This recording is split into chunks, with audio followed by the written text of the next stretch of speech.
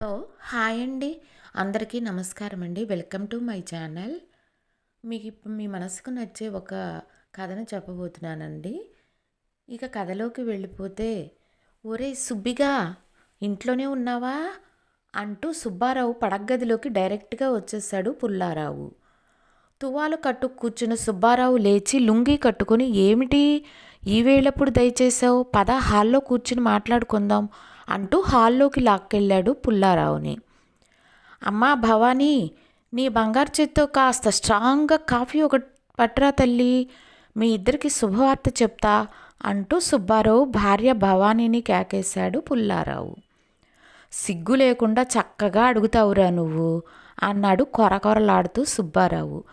Coffee తాగటానికి సిగ్గెందుకురా అర్భక సన్యాసి, పైగా నీ భార్య నాకు చెల్లెలు లాంటిది అన్నాడు వంటింటి వైపు చూస్తూ పుల్లారావు.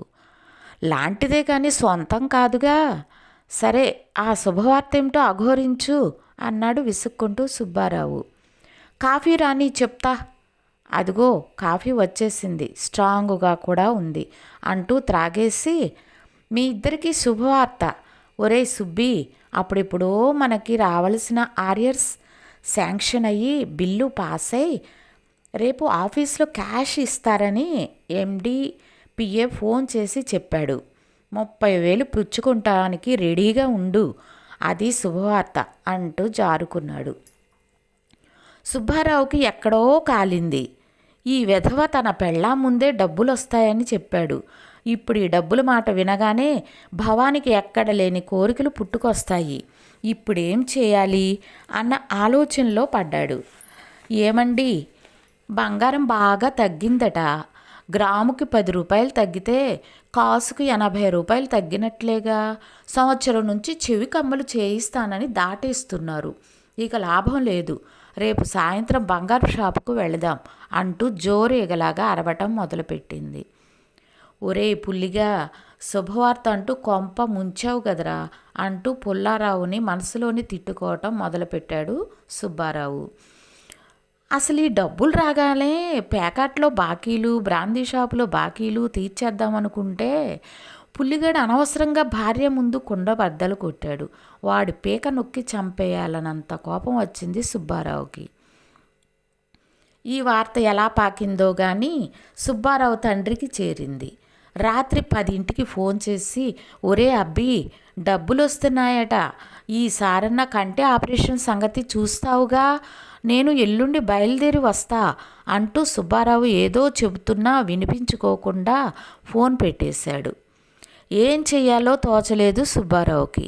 పెళ్ళాన్ని తండ్రిని ఎలా బురడై కొట్టిద్దామన్నా పుల్లిగాడు వాళ్ళిద్దరినీ రెచ్చగొట్టి వదిలేసినట్లు అర్థమయ్యింది. చెప్పలేని నీరసం ఆవహించింది సుబ్బారావుని.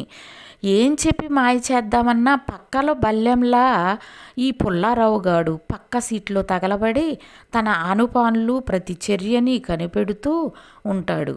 సిఐడిలాగా లాభం లేదు, ఏదో ఒకటి చేయాలి అనుకున్నాడు సుబ్బారావు. మర్నాడు ఆఫీసులో అందరూ తీసుకున్నాక ఆఖరిగా డబ్బులు తీసుకుని ఎవరూ చూడకుండా అక్కడ అప్పుల వాళ్ళ కంట పడకుండా వస్తున్న సుబ్బారావుని ఢీ కొట్టాడు పుల్లారావు. ఇహిహిహి అని నవ్వి, డబ్బులేం చేస్తున్నావో అన్నాడు వెకిలిగా నవ్వుతూ. మింగేస్తా అన్నాడు అక్కసుగా సుబ్బారావు. తథాస్తు అన్నాడు పుల్లారావు. వీడి దుంపదెగా, వీడి దశలే చండాలపు నోరు అన్నదంతా జరుగుతుందేమో అని భయపడ్డాడు సుబ్బారావు. డబ్బులు లెక్క పెట్టుకుని జేబులో పెట్టుకుంటుండగా సెల్లు గొల్లున మోగింది. ఏమండోయ్, చంటాడు రూపాయి బిళ్ళ మింగేశాడు, త్వరగా రండి, డాక్టర్ దగ్గరికి తీసుకెళ్ళాలి అంటూ భవానీ అవతల నుంచి అరుస్తోంది. గుండెలు జారిపోయాయి సుబ్బారావుకి. సరే సరే వస్తున్నా, కంగారు పడకు అంటూ ఆఫీసులో పర్మిషన్ తీసుకొని ఇంటికి పరిగెత్తాడు సుబ్బారావు. ఇంటికి వెళ్ళేసరికి చంటాడు ఎగశ్వాస దిగశ్వాసతో ఆయాసపడుతున్నాడు. వాణ్ణి ఆటోలో ఎక్కించుకొని డాక్టర్ దగ్గరికి పరుగులు తీశారా దంపతులు. అరగంట ప్రయత్నించినా ఆ డాక్టర్ లాభం లేదు.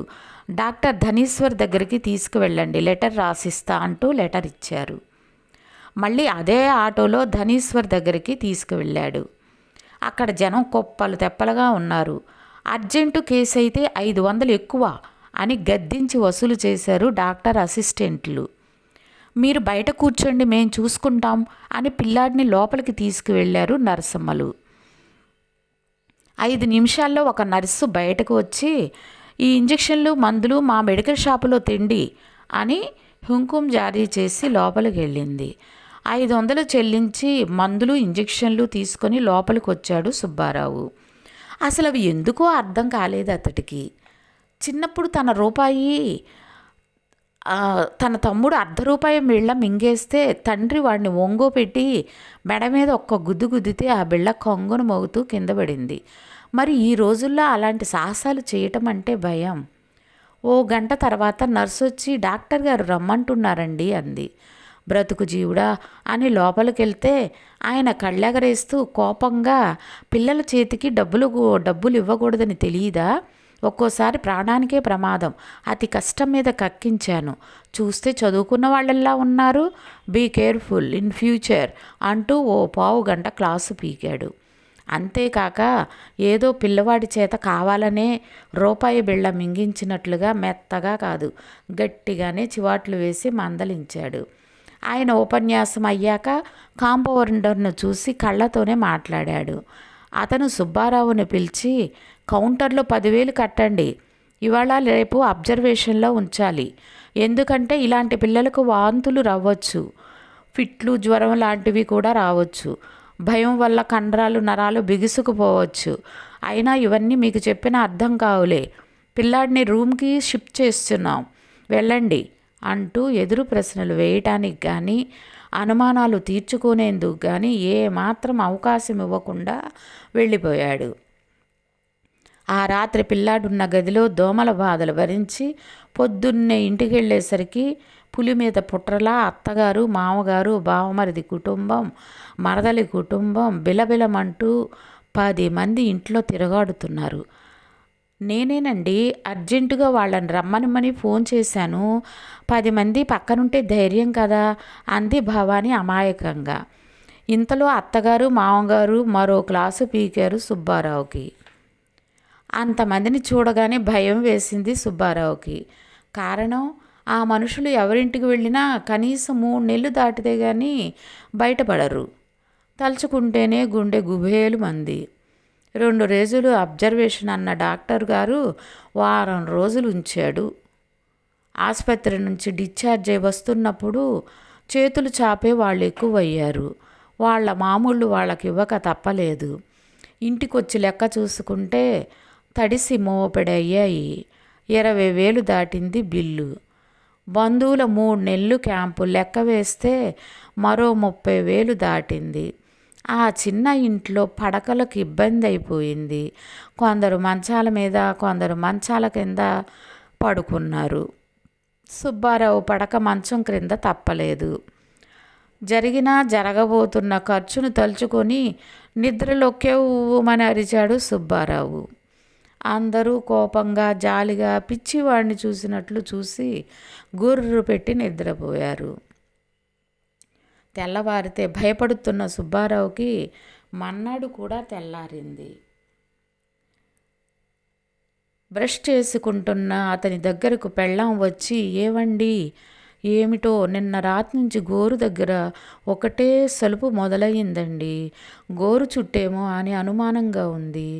నిమ్మకాయ తొడిగా, కాసేపాగి డాక్టర్ దగ్గరికి వెళ్దామండి అంటున్న ఆమె మాటలు వింటూ, నిన్న 20,000 మింగేశాడు, ఇవాళ 10,000 పిండేస్తాడు. ఓర్ నాయనో, వచ్చిన డబ్బుకి రెక్కలొచ్చిపోగా మళ్ళీ కొత్త అప్పులు. ఇలాంటి కష్టాలు పగవాడికి కూడా వద్దురో అని అంటుంటే, అబ్బీ, కంటి ఆపరేషన్కి వచ్చేసా, ముందు ఆటో వాడికి డబ్బులు కొట్టు అంటూ సుబ్బారావు తండ్రి ఇంట్లోకి ప్రవేశించాడు. కెవ్వుమని అరవబోయిన సుబ్బారావు నోట్లోంచి సౌండ్ రాలేదు. ఎదురుగా తథాస్తు అని నవ్వుతూ కనిపించాడు పుల్లారావు.